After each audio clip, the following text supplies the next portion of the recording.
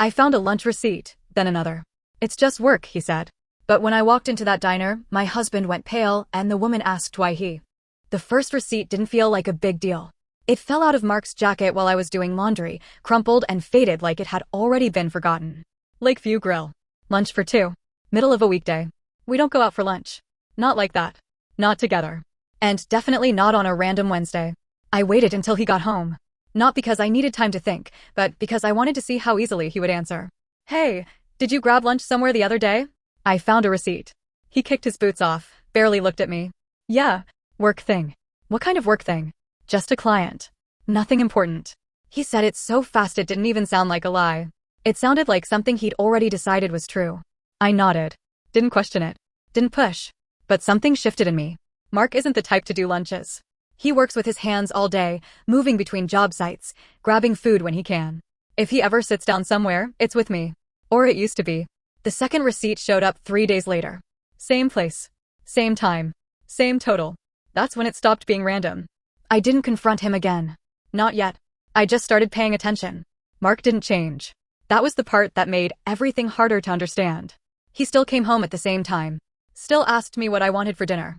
Still leaned against the counter while I cooked, scrolling through his phone like nothing had shifted. Still kissed my forehead before leaving for work in the morning. If he was cheating, he was good at it. Too good. The only real difference was his schedule after work. He started going out more. Not in a suspicious way.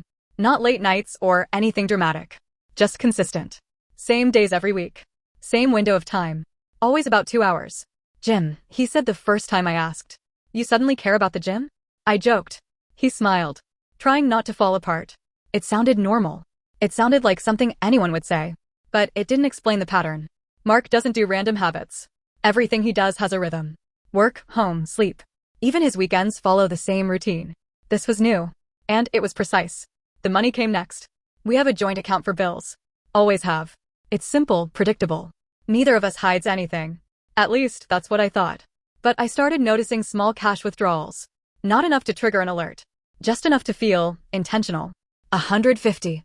200. Sometimes less. Always spaced out. Always around the same days he went to the gym. At first, I told myself it was nothing. Maybe he was buying tools. Maybe he didn't want to use the card. Maybe it was something boring that didn't matter. But the pattern kept repeating. And patterns don't lie. I didn't say anything.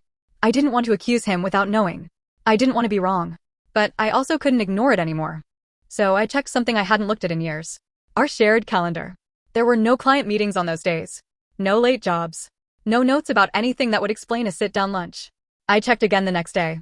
Still nothing. Then I did something I never thought I would do. I checked his phone. Not in a dramatic way. I didn't scroll through everything. I didn't dig into old messages. I just looked for something that matched what I already knew. There wasn't much. No saved contact. No obvious conversation. No hearts, no jokes, no late night messages. Just one thread. No name. Just a number. Same time. Yeah, usual place. Works for me. That was it. No emotion. No explanation. Just routine. And somehow, that made it worse. If this was an affair, it didn't look like one. There was no excitement.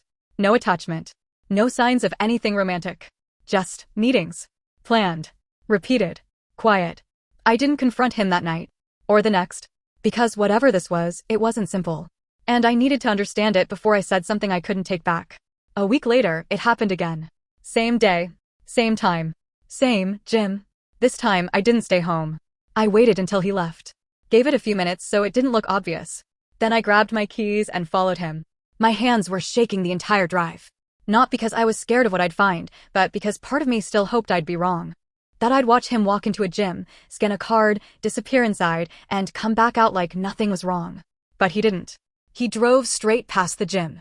Didn't even slow down. He crossed into downtown, parked near a row of small businesses, and stepped out like this was normal. Like he'd done it 100 times before. Then he walked into Lakeview Grill. The same place on the receipts. I sat across the street in my car, gripping the steering wheel, trying to convince myself to leave. I already knew enough. I didn't need to see it. But I couldn't stop myself. After 10 minutes, I got out of the car and walked in. And there he was. Sitting at a table by the window. Across from a woman. She wasn't what I expected. Not younger. Not dressed up. Not trying too hard. Just normal. They weren't even close to each other. No touching. No leaning in. just sitting across the table like two people having a quiet conversation. For a second, I almost turned around, because nothing about it looked like cheating. But then Mark looked up, and everything changed. His face went completely still. Not guilty. Not caught. Just panicked. Like something had gone wrong in a way he didn't plan for. I walked up to the table before I could stop myself. So this is the client? My voice sounded calm. Too calm. The woman looked at me confused. Then at him. Mark stood up too fast. We should go outside. No, I said. I think we should stay right here. There was a silence that felt heavier than anything I'd felt in a long time. Then the woman spoke. She looked at him, not me. You didn't tell her? Not defensive. Not embarrassed. Just confused. And in that moment, I knew this wasn't what I thought it was. Which somehow made it worse. Because if this wasn't an affair, then what was it? We didn't stay inside. Mark kept insisting, his voice low, tense in a way I'd never heard before. Patricia, please. Let's just go outside. I didn't argue again. Not because I agreed, but because I could already feel people starting to look. And whatever this was, I wasn't ready to make it public. We stepped out into the parking lot. The air felt colder than it should have been. I turned to him. Are you cheating on me? No build-up. No soft approach. Just the question. He didn't answer right away. That pause told me more than anything he could have said. Just answer me, I said. Yes or no? No. It came out fast. Firm. Almost rehearsed. I let out a short laugh before I could stop myself. You're meeting another woman.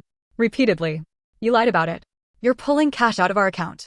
And I'm supposed to believe that's not cheating. It's not like that. He said it again. The same exact line. And something about hearing it twice made it feel even less real. Then explain it, I said. He opened his mouth and stopped. That hesitation again. Like he was trying to figure out which version of the truth I could handle. Mark, I said quietly, if you don't tell me right now, I'm done. That got through. He ran a hand over his face, exhaled hard, then looked back at the diner door like he was hoping this would all disappear. It's not an affair, he said. Then what is it? He hesitated one more time. And then he said it. She needed help. I just stared at him. What does that even mean? She's going through a divorce, he said. It's messy. Financial stuff. She doesn't have anyone. And that makes her your responsibility? No, he said quickly. That's not what I mean. Then what do you mean, Mark? He looked frustrated now. Not defensive. Not angry. Just stuck. I met her through a job, he said. A few months ago. She needed some electrical work done. We started talking. That's it. That's not it, I said. You've been meeting her for weeks. I know. You've been giving her money. His jaw tightened. It's not like that. Then say what it is. He looked at me like there was no way to make this sound better. I've been helping her, he said. Just small things. Groceries sometimes. Bills. She's behind on a lot. I felt something drop in my chest. You're giving her our money. It's not a lot. That's not the point. It's not like I'm hiding thousands, he said quickly. It's just, here and there. Without telling me. He didn't answer that. Because there wasn't a good answer. And the lunches?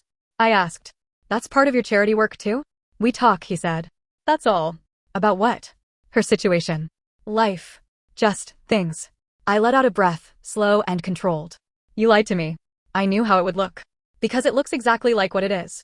No, he said, shaking his head. You're making it into something it's not. Then tell me what it actually is. He went quiet again. And for the first time, I saw something underneath all of this. Not guilt. Not fear of being caught. Something else. He started, then stopped. What? I felt like I mattered. The words hit harder than anything else he'd said. What does that mean?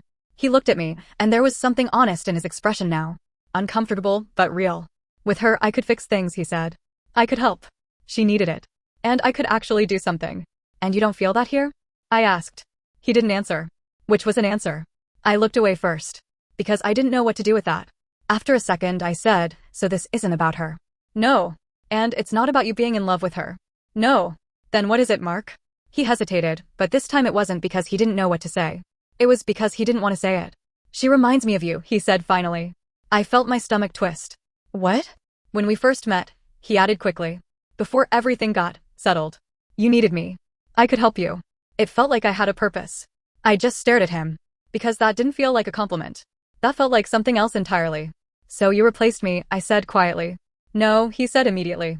That's not what I'm saying. Then what are you saying? I'm saying things changed, he said. We got comfortable. Routine. And that's not bad, but it's different. So instead of talking to me about that, you started giving our money to another woman. It's not like that. You keep saying that, I snapped. But you're not giving me anything else to call it. He didn't respond. And for a moment, we just stood there. Two people who had been living in the same house, sharing the same life, suddenly feeling like strangers. Does she know about me? I asked. Yes. How much does she know? He hesitated. And I already knew the answer. She thinks I'm okay with this, doesn't she? He didn't say anything. Mark. She thinks you know, he said quietly. I laughed again, but there was nothing funny about it. Of course she does. Because why wouldn't she? What kind of wife wouldn't know her husband was spending time and money on another woman? What kind of husband would even try to make that normal? I want to talk to her, I said. His head snapped up. What? I want to hear it from her. That's not necessary. It is to me. He shook his head. Patricia, this is already a mess. No, I cut him off. You made it a mess. I'm just trying to understand what I'm standing in. He looked like he wanted to argue. Then he looked tired. Fine, he said. But this isn't going to make it better. I looked past him, through the window, at the woman still sitting at that table. Amanda. Calm. Waiting. Completely unaware of what she had just stepped into. I don't think anything is going to make this better, I said. And for the first time since I walked into that diner, I realized something clearly. This wasn't an affair. But it wasn't nothing. And I still didn't know which one was worse. Amanda was still sitting at the table when we walked back in. She hadn't moved. Same posture. Hands wrapped around a glass of water like she didn't know what else to do with them. She looked up when we approached, and I could see it immediately. She wasn't nervous about me. She was confused. That somehow made everything feel worse. Mark stopped a step behind me, like he didn't want to be part of whatever came next. I didn't look at him. I walked straight to the table and sat down across from her. Hi, I said. My voice was steady. I didn't feel steady. She gave a small, uncertain smile. Hi. There was a pause. Not awkward exactly, just careful. Like we were both trying to figure out what kind of conversation this was supposed to be. I'm Patricia, I said. I know, she said. That landed harder than I expected. You know? She nodded slowly. Mark told me about you. I let that sit there for a second. What exactly did he tell you? I asked. She glanced at him, then back at me. That you were okay with this. The way she said it made it sound normal. Like she genuinely believed that. I felt something sharp settle in my chest, but I didn't let it show. Okay with what? I asked. With him helping me, she said. With the money. The lunches. Just everything. I looked at Mark. He didn't meet my eyes. Did he tell you he was taking money from our joint account? I asked. Her expression shifted slightly. Not defensive. Just processing. I didn't think about where it came from, she said quietly. He said it wasn't a problem. Of course he did. And you were fine with that? I asked. I didn't have a lot of options, she said. I still don't. There was no attitude in her voice.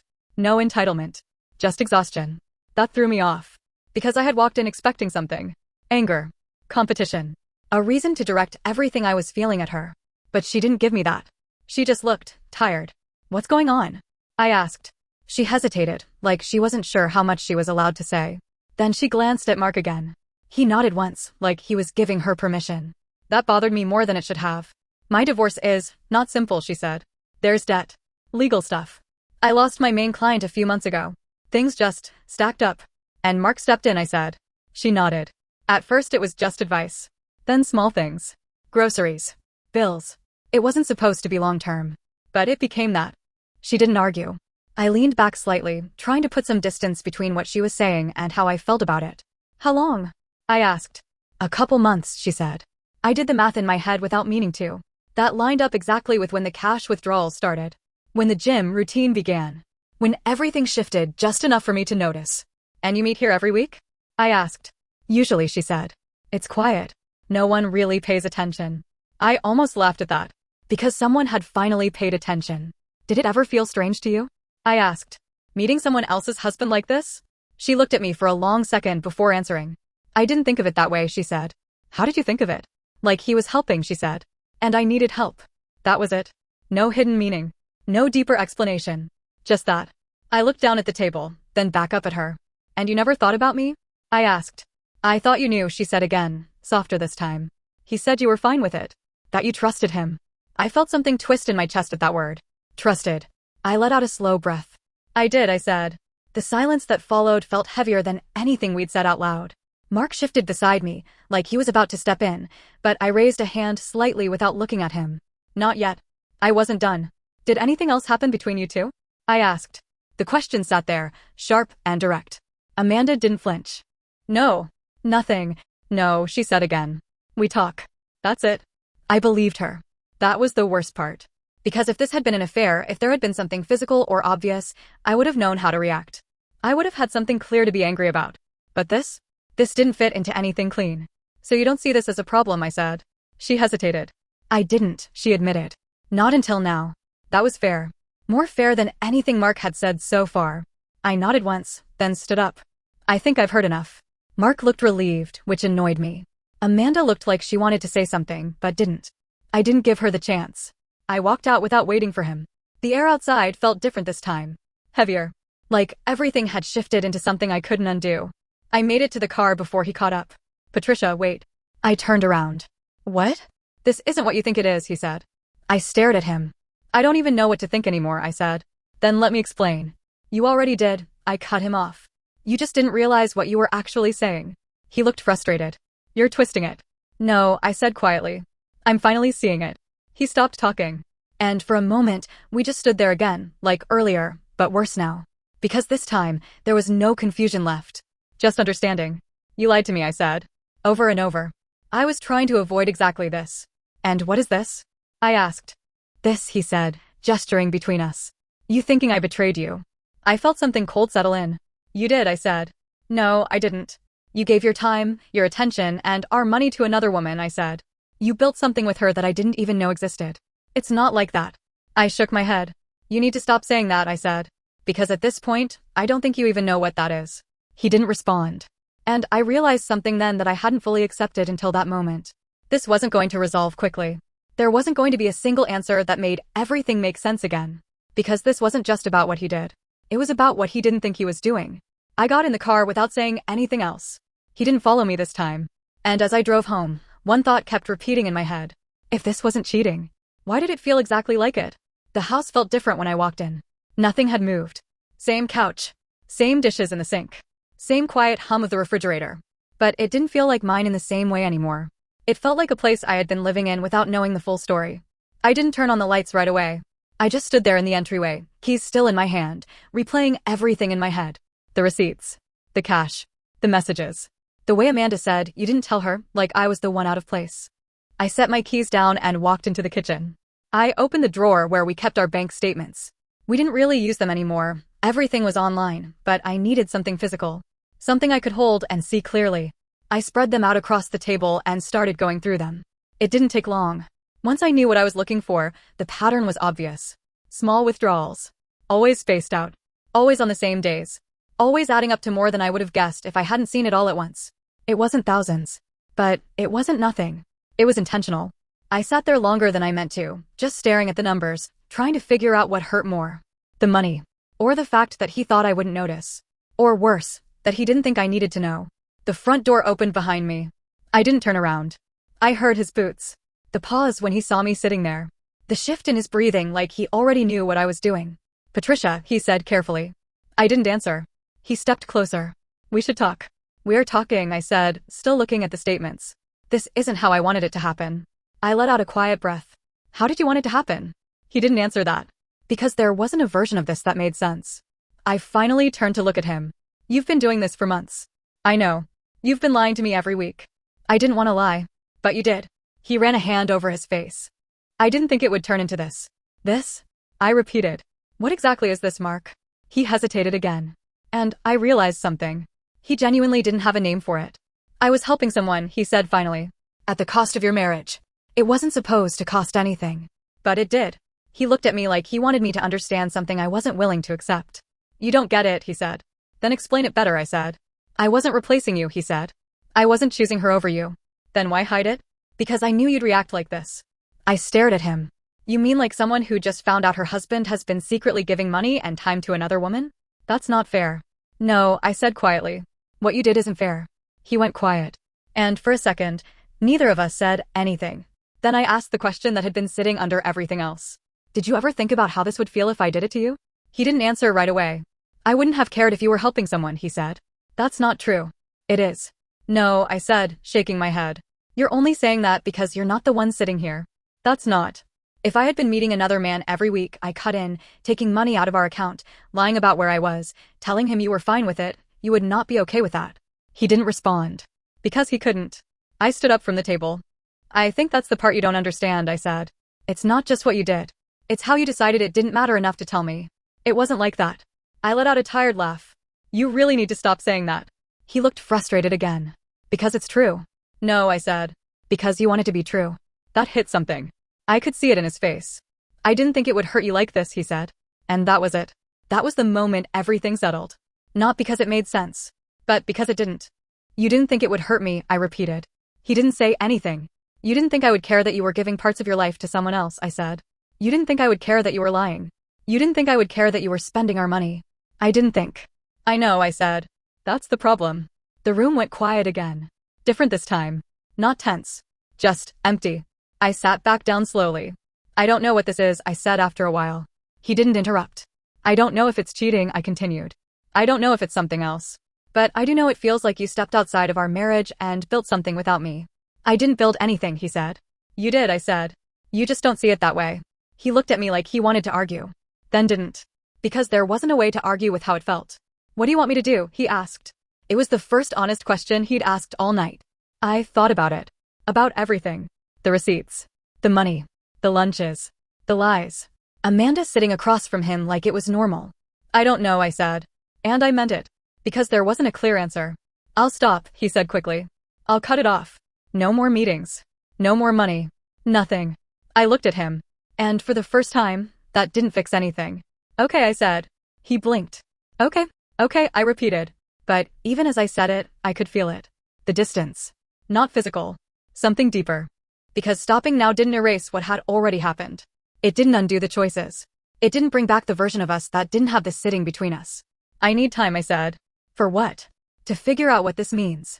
He nodded slowly. And that was it. No resolution. No big fight. Just two people sitting in the same house, realizing they weren't standing in the same place anymore. That night, we went to bed at the same time. Same routine. Same silence. But when he reached for me out of habit, I moved slightly away without thinking. Not dramatically. Just enough. And that small distance felt bigger than anything else that had happened. Because for the first time, I wasn't sure if I wanted to close it. And I didn't know if that would change. The first few days after that conversation felt normal. Too normal. Mark stopped going out after work. No more gym. No more 2-hour gaps I couldn't explain. He came straight home, every day, like he was trying to prove something without saying it out loud. He didn't mention her. Not once. And I didn't ask. At first, I told myself that was a good thing. That it meant he was serious about fixing it. That cutting contact was enough. But the quiet didn't feel like peace. It felt like something being covered up. A week passed. Then 2. We fell back into routines easily. Dinner. TV. Small conversations about work, groceries, things that didn't matter. From the outside, nothing had changed. But inside, everything had. Because I couldn't unsee it. Every time he checked his phone, even casually, I noticed. Every time he mentioned money, I thought about the withdrawals. Every time he said something normal, I wondered if there was something underneath it I wasn't catching. Not because I thought he was still doing it, but because now I knew he was capable of doing it, without thinking it mattered. That part didn't go away. One night, maybe 3 weeks after everything came out, we were sitting on the couch. Same spot we always sit. Same show playing in the background that neither of us was really watching. He reached for my hand.